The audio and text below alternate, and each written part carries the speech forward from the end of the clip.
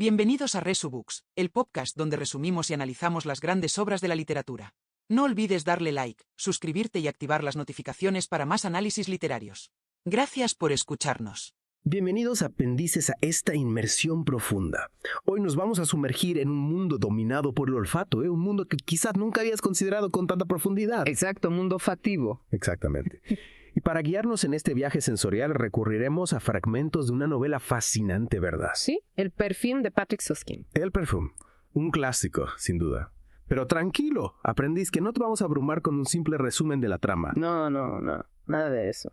Nuestro objetivo aquí es ir más allá, es desenterrar esos pequeños detalles, esas gemas ocultas que quizás pasaste por alto en una primera lectura. Esas pistas que nos revelan mucho más de lo que parece a simple vista. Exacto, esas pequeñas cosas que te hacen detenerte y pensar, ¿cómo no me di cuenta de esto antes?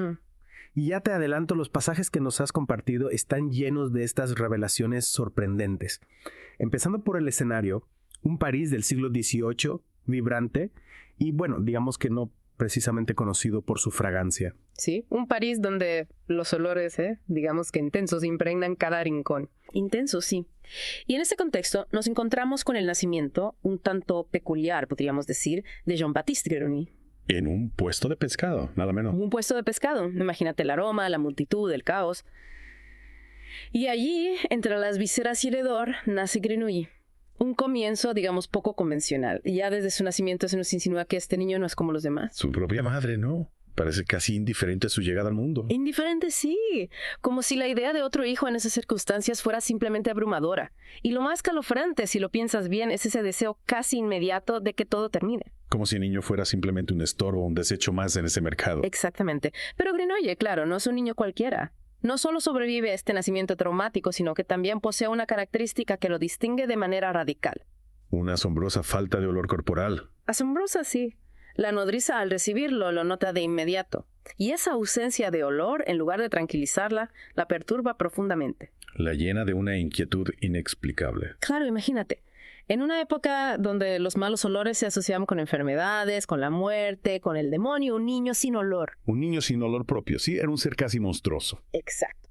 Y esa falta de olor, paradójicamente, contrasta de manera brutal con su sentido del olfato. Un sentido del olfato extraordinariamente desarrollado. Extraordinario, sí. Mientras que otros apenas pueden soportar el hedor del mercado, para Grenouille es como una sinfonía de aromas, ¿no? Su olfato capta cada matiz, cada detalle, como un pintor que observa un lienzo lleno de colores vibrantes. Y esa sensibilidad olfativa, junto con su temprana orfandad, lo marcan para siempre.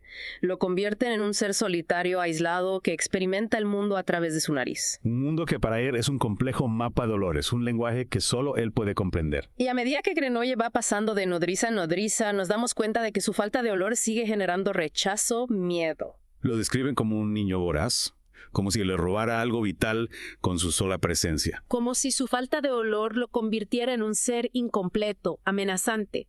Y luego tenemos el episodio con el padre Terrier, un momento clave para entender la profunda extrañeza que Grenouille provocaba. El padre Terrier al principio se siente conmovido por el niño, incluso llega a percibir en él un tenue aroma a leche. A leche, sí, la inocencia, la ternura. Pero cuando la nodriza le revela que Grenouille no tiene olor propio, la reacción de Terrier cambia radicalmente. Pasa de la compasión al miedo al rechazo. Y ese rechazo marca un punto de inflexión. Es como si la sociedad le negara su humanidad, su derecho a ser amado y aceptado. Lo condena a una existencia en los márgenes, a la sombra de la sospecha y el temor. Y a pesar de todas estas dificultades, Grenouille sobrevive. Llega a la casa de Madame Gaillard, un personaje frío, calculador. Que ve a los niños como una simple mercancía, una fuente de ingresos. Exacto. Pero paradójicamente, esa misma frialdad, esa falta de emociones, se convierte en una especie de bendición para Grenouille. Porque a Madame Gaillard no le importa su falta de olor. Mientras él no cause problemas y le genere ganancias, ella lo tolera. Es como si la indiferencia fuera, en este caso, una forma de aceptación. Una aceptación fría, distante, pero que le permite a Grenouille sobrevivir en un mundo que lo rechaza. Y en ese ambiente austero, hostil, Grenouille desarrolla una resistencia física asombrosa. Supera enfermedades, accidentes, como si su voluntad de vivir fuera tan potente como su olfato. Como si la vida misma se aferrara a él con una fuerza inquebrantable. Y el texto nos insinúa que esa fuerza vital, ese instinto de supervivencia, nacieron con él, en ese grito primal en el puesto de pescado. No un grito de dolor, sino un grito de afirmación, de voluntad. Una decisión consciente, casi monstruosa, de elegir la vida a cualquier precio.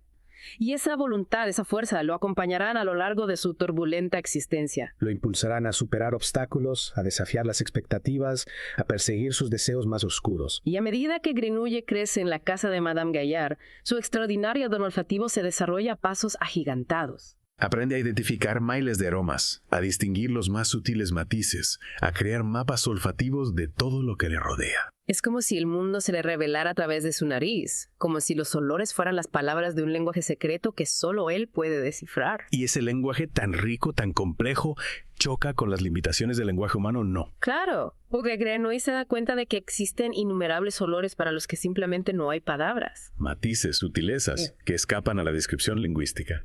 Y esa limitación lo frustra, lo lleva a cuestionar el valor del lenguaje, a buscar otras formas de expresión. Y esa búsqueda, esa necesidad de trascender las limitaciones del lenguaje, lo llevará a la perfumería, a la alquimia de los aromas. Pero antes de llegar a la perfumería, hay un momento clave, un punto de inflexión en la vida de Grenouille. Su encuentro con el olor que lo obsesionará para siempre. El olor de una joven, un aroma que lo cautiva, lo perturba, lo consume. Un aroma que despierta en él un deseo incontrolable, una necesidad de poseerlo, de hacerlo suyo a cualquier precio.